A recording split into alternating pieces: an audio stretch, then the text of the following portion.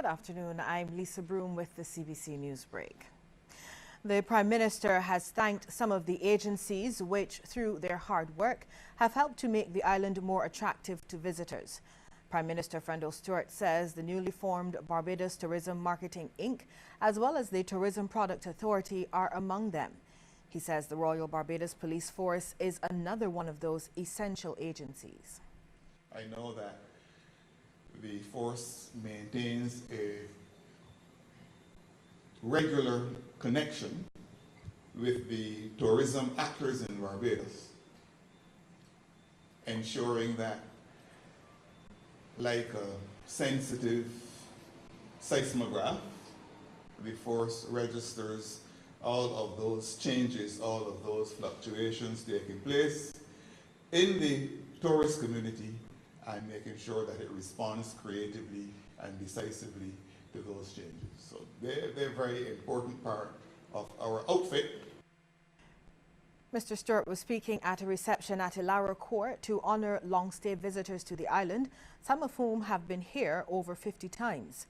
He told the visitors, while Barbadians do not have control over world challenges like oil prices or terrorism, they can determine to be the best hosts.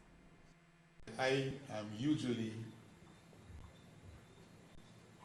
refreshed, if not flattered, when you, by your overwhelming testimonies, say to me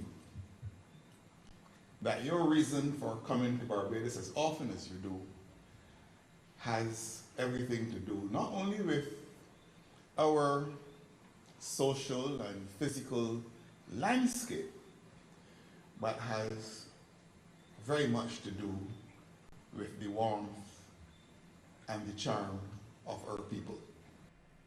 Trade unions have been praised for helping Sandals Barbados to get up and running and for helping to transition the staff from one owner to the other. The property was closed in April last year to undergo a multi-million-dollar refurbishment, which saw it transformed into a 280-room resort with over 600 staff. Chairman of Sandals, Gordon Butch Stewart, says achieving one's goals usually involves a little pain, and the trade unions cooperated fully with the luxury hotel chain to enable its startup. First of all, I need to congratulate the unions here. It is the only country in the world, in the Caribbean that I know of, that employees that lose their job or are out of job are paid for 6 months or whatever it is. And from a union perspective, we engaged the union, told them what we wanted to do, how we wanted to do it, and I got to tell you, the kind of cooperation that we had from the union. Mr. Stewart praised the work of the staff of the hotel and its management under Joseph Zellner for its training of staff and for making the hotel a reality. He says the staff facilities are a joy and should be an example to the hotel sector.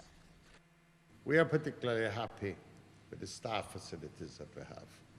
The canteen, I think, is an example to hotels throughout the Caribbean. We just roll the dice in terms of making sure that the staff in no way were second-class citizens or third. Crane Beach has been named as the best Caribbean beach. It beat out Horseshoe Bay Beach in Bermuda for the 2015 title in the USA Today's 10 Best Readers' Choice Awards.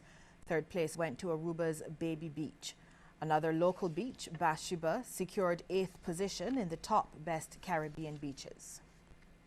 In other news now, the medical fraternity is still encouraging parents to allow their preteens to be given the human papilloma virus vaccine.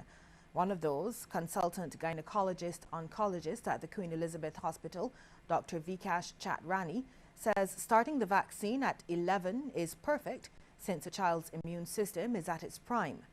The vaccine can protect women against cervical cancer and eventually save lives.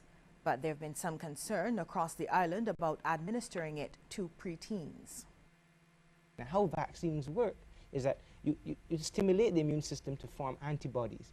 So when it comes into contact with the real virus, it can fight away that virus and get rid of it. And this is international evidence. Giving children, age 12, is the best age to give the vaccine. And what they've done is that they've paired it with the entry of girls into secondary school.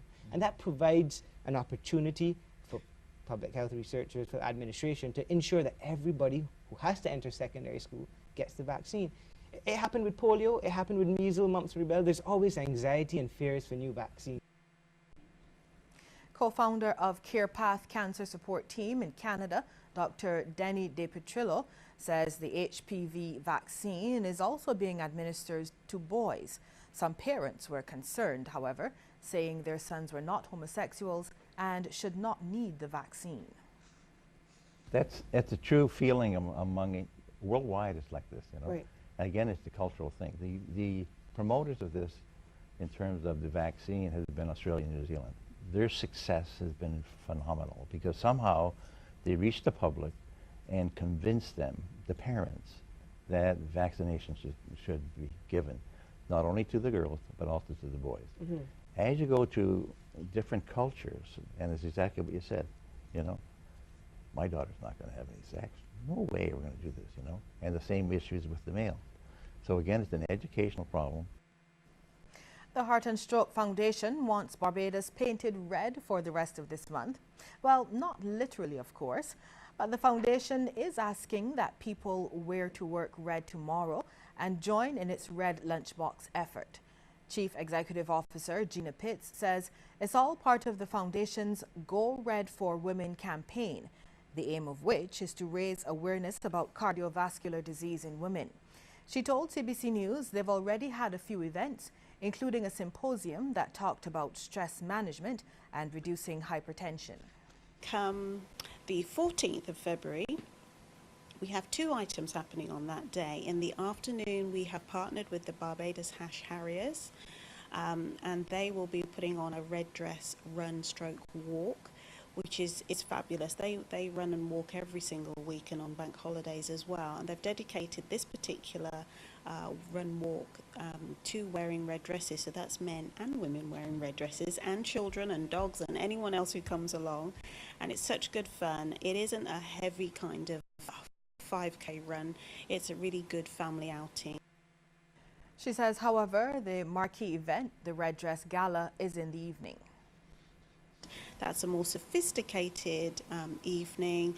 We have an international star coming all the way from Las Vegas for us, dedicating her time to provide the music for us, a Dolly Parton tribute act. A fundraiser, but with lots of education information that will be given out to individuals who attend that on Valentine's Day. Ms. Pitts says the initiative, now in its third year, has been growing and corporate Barbados has been playing a major part. Well, we'll be back after the break with regional and international news. Stay with us. China, with a population of close to 1.3 billion people, is